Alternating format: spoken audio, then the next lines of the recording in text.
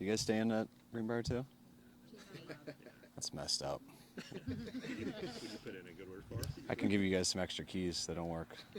Probably you can get in at least. It's probably good to avoid the casino. All right, guys. Injuries for today. E-Man. All right, obviously will end up going on IR. Jimmy Ward had his surgery. He's gonna. They have a cast put on it. He should have a chance to play with it in a few weeks, but we won't know anything until they reevaluate that in about 10 days. See how it is with the cast. Armstead, foot and ankle. He'll be out today. Trent Williams, ankle out. Kinlaw, knee out. Nick Bosa, groin out. Robbie Gould, left knee out. Sampson, Achilles, he's out. Croft will be limited with knee. Tarvarius Moore, limited with hamstring. Danny Gray, limited with illness. And Aaron Banks, limited with knee. Go ahead. Sampson, with the Achilles, how serious is that? Him, Aaron Banks. Yeah, those two. It's just tendonitis from the turf. They're still sore from it. So. Ty Davis Price back in practice? Yes, he is. And any sense yet of how serious Robbie's knee injury is, whether we keep him out of this weekend's game? And we signed a kicker just to be in case of the practice squad, so we'll have that option as the week goes. We'll probably test it out either tomorrow or Friday. And with Nick, obviously out today, but is there any sense of what it will look like for Sunday? And I know he's got a chance to play, but doesn't feel good enough to go today, so hopefully it'll be better tomorrow. Is the thing with Jimmy Ward, is it more like infection from the surgery, or is it actual like the bone and the healing? I think it's deciding how the cast fits, if he'll be able to play football with that and protect himself and be able to perform at a high level, which you don't want to try to figure that out a few days after the surgery. You got to do it about at least 10 days, so they'll just see if he's comfortable enough to do it. With Eric, he was possibly going to go on IR. Is there a possibility he can play now this Sunday? No, Eric's not going to play this Sunday, but we're not putting him on IR yet either. Did he and Kinlaw make the trip? Yes, they made the trip. No. Eric did not. Kinlaw did.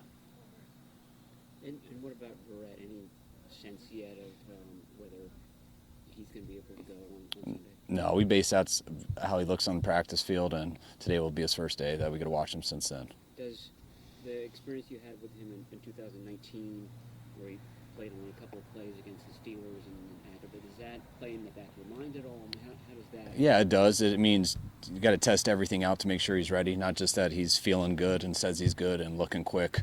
You got to make sure he can go through all the routes, see everything in practice, stuff you figure out throughout training camp. But sometimes it's tough on just a carded practice.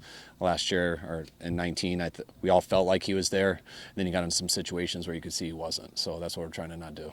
How do you feel about that cornerback position going to backups compared to a year ago when you had two and you're pulling guys in off the street? It just seems like you have better depth there.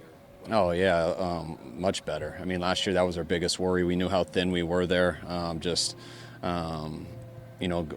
with the rookies and stuff, and then losing Brett that first game was tough. That's why we had to go sign vets right away.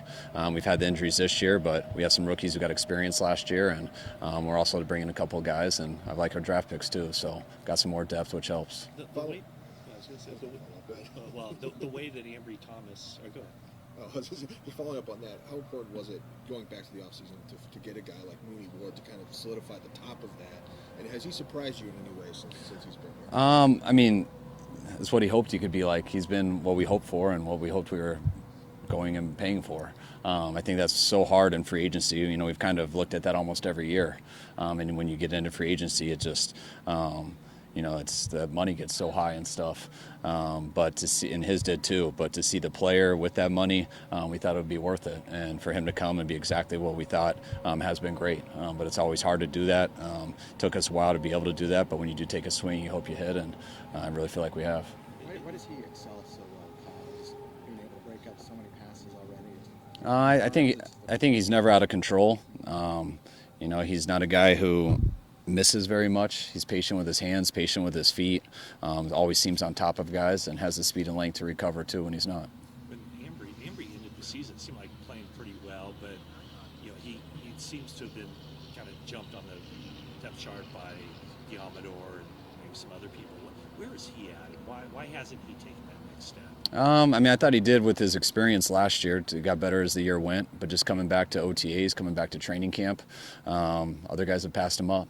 And he's working hard to get back. I think he's made a lot more progress here in the last 3 weeks than he did in camp, especially with the injuries. Opportunities most likely are going to come, but he's got a little more competition this year than last year.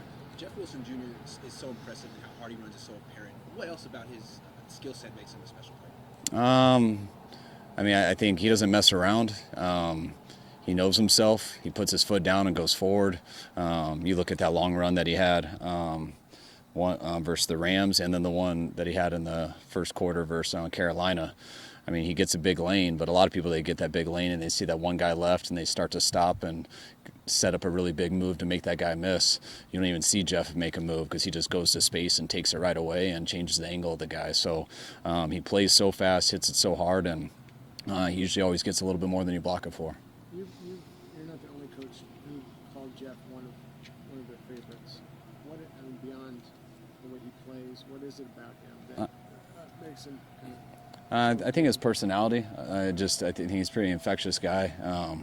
If you guys have been around him, I know you guys have. I think we all feel that way. I mean, our wives who've met him feel that way. Like, he's just a very positive, upbeat guy that is fun to be around, and he's not a guy who's trying to do that for anyone. He's like that to everybody, and so everyone loves him as a person. And then when you watch the way he plays, combined with his character, he's so inspiring to watch.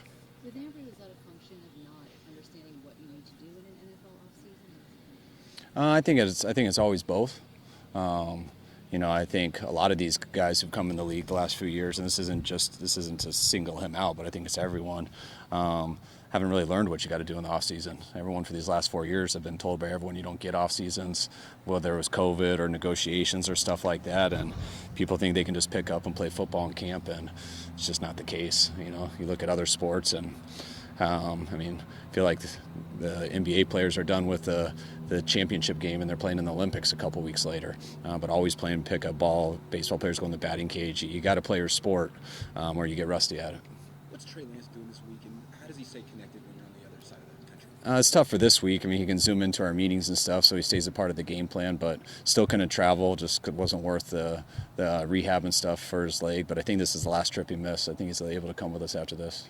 Speaking of guys who, over the offseason, maybe don't do what you would expect them to do, Brandon Ayuk did, but it seems like his numbers and his performance level in the past few weeks has not been what everybody expected. Yeah, everyone expects numbers based off of guys playing well, and it just doesn't always work that way.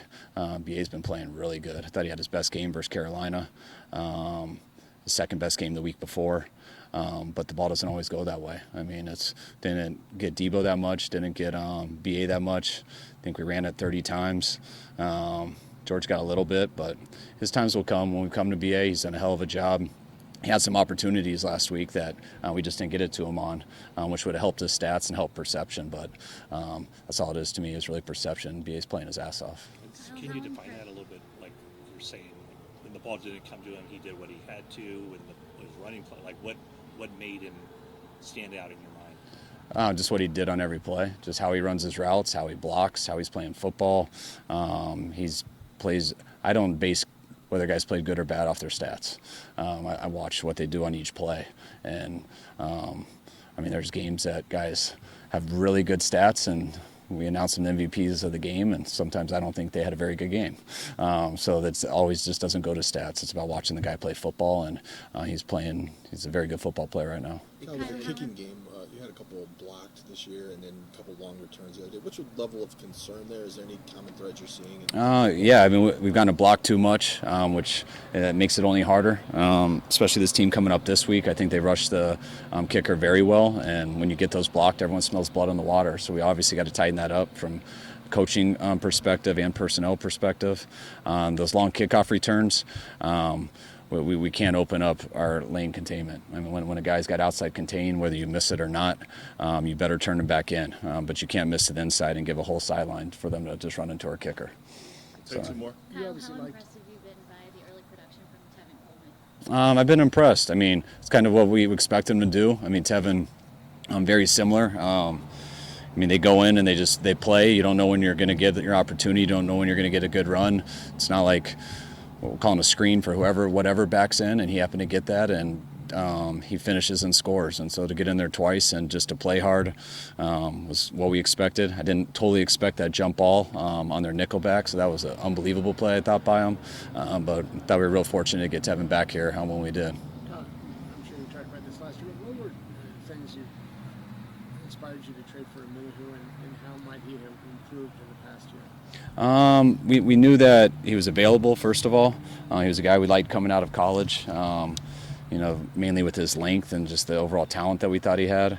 And when we knew that he had a chance to be available, and for the pick I had a chance to get him for, we really didn't hesitate. And since having him here, to me, that talent has been apparent. And just being with Chris and stuff and getting him in a little bit different scheme, I think he's getting better at it each week. All right, guys. Appreciate it. All right. Thanks, guys.